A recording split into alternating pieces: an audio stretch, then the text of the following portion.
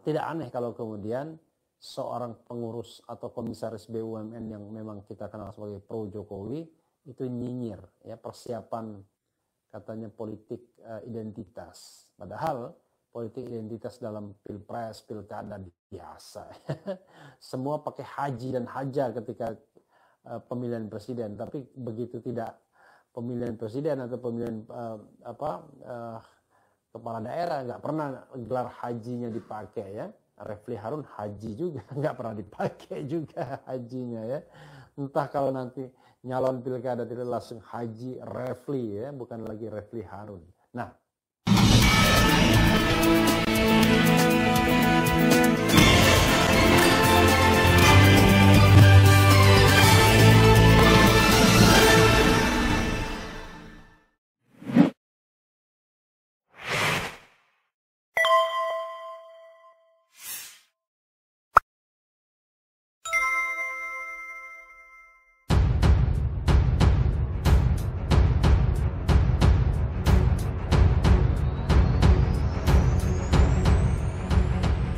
Christia Pujiarto alias Dede Pujiarto mengkritik keras JIS dipakai untuk sholat Idul Fitri. Dia menilai Anies Baswedan jualan politik identitas. Untuk jualan politik identitas yang akan digunakan ketika Anies Baswedan copras-capres, maka stadion JIS digunakan untuk sholat Id, kata dia di Twitternya @kangdede78.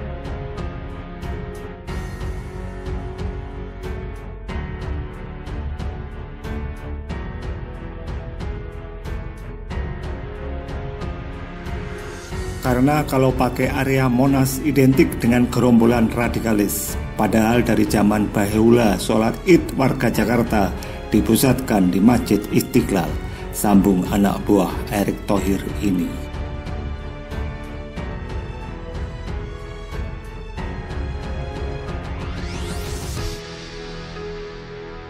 Komisaris Ancol Geis Khalifa heran dengan Christia Pujiarto alias Dede Pujiarto yang berisik terkait Jakarta International Stadium JIS yang dipakai untuk sholat Idul Fitri. Sebab kata Geis Khalifa, JIS bukan saja dipakai untuk sholat saat lebaran, tetapi JIS juga dipakai untuk merayakan Natal pada 2021 lalu. Namun Dede Pujiarto tidak menyoroti itu. Dia hanya menyoroti sholat Idul Fitri hingga membuli Anies Baswedan sebagai gubernur pendusta. Sebelumnya JIS digunakan untuk perayaan Natal. Congor pecundang, lu kagak ribut @kangdede78, tulis Geis Khalifa di Twitternya @geiskhalifa, dikutip Kamis 5 Mei 2022. Geis Khalifa menilai Dede Pujiarto selalu mengkritik jika sesuatu berbau Islam. Geis Khalifa menilai Dede Pujiarto selalu mengkritik jika sesuatu berbau Islam. Kalau untuk kegiatan Islam berisiknya luar biasa, katanya.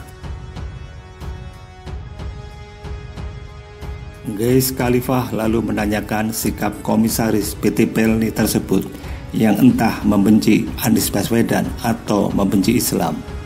Sebenarnya lu itu dengki pada Anies atau cuma saluran untuk mengekspresikan kebencian lu pada Islam, ujarnya.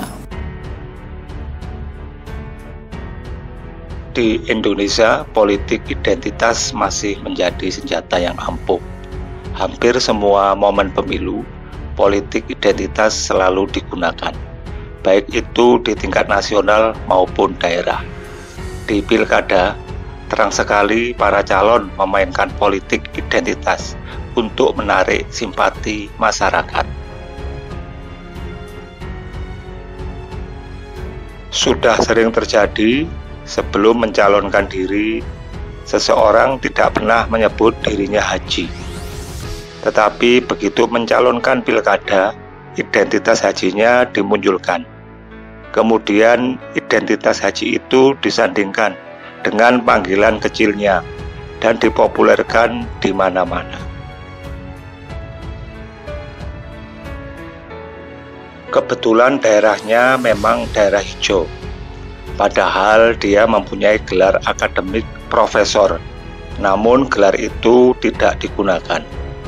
Gelar yang identik dengan keagamaan itu seperti haji ternyata lebih mempunyai nilai jual dan diterima masyarakat dibandingkan dengan gelar akademik seperti profesor di mata masyarakat.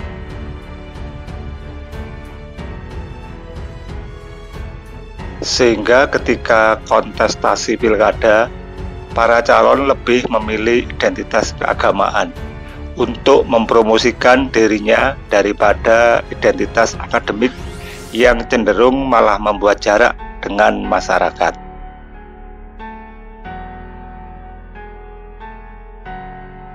Di tingkat nasional pun seperti itu.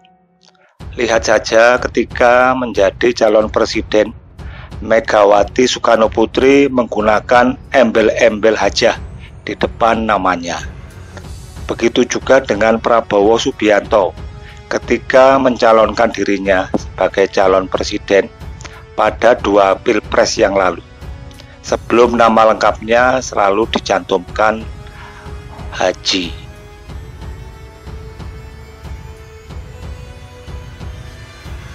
Tidak hanya itu, Haji tidak sekedar menjadi tempelan saja. Sebutan Haji menjadi panggilan yang sering digunakan. Bahkan dianggap tidak sopan bila menyebut nama lengkap seseorang tanpa yang mengucapkan kata haji sebelumnya. Apalagi ketika nama itu sedang bertarung dalam kontestasi pemilihan umum.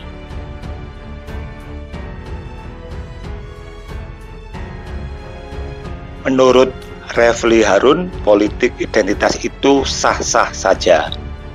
Kedepan tidak perlu dikhawatirkan dengan politik identitas.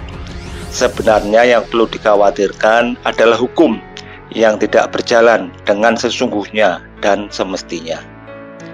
Dikarenakan aparat penegak hukum berpihak, aparat penegak hukum ditekan masyarakat dan lain sebagainya. Ucap ahli tata negara pada kanal YouTube-nya.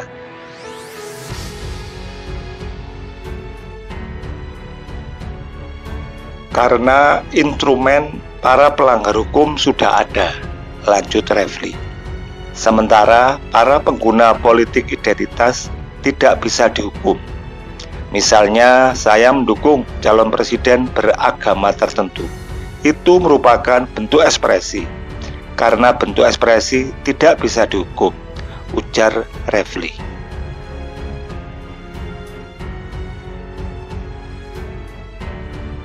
Refli berpandangan, politik identitas di Indonesia itu hanya terbelah menjadi 2. Kanan kelompok Islam dan kiri kelompok nasionalis. Nah, pada Pilpres 2024 nanti, Anies Baswedan akan menjadi tumpuan harapan kelompok kanan. Sementara Ganjar Pranowo kelompok kiri. Kalau Prabowo Subianto tumpuan kelompok-kelompok tertentu, karena dia tidak kanan, tidak kiri, tidak jelas posisinya. Meskipun dari ideologi, dia masuk spektrum kelompok kiri, sebenarnya jelas Refli.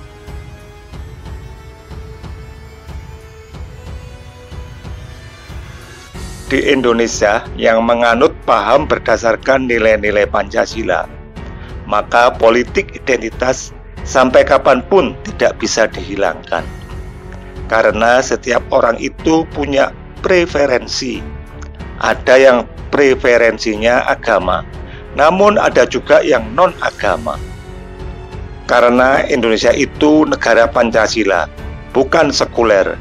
Jadi preferensi agama itu juga sah-sah saja. Begitu juga menerima preferensi non-agama.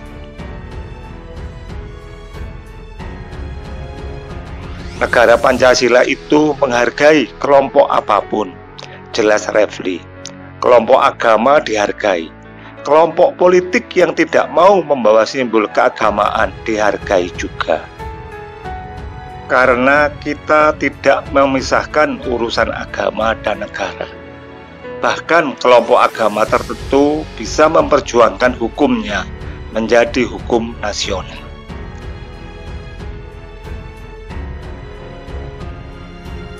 Tapi ketika memperjuangkan itu harus sesuai dengan cara dan prosedur yang berlaku.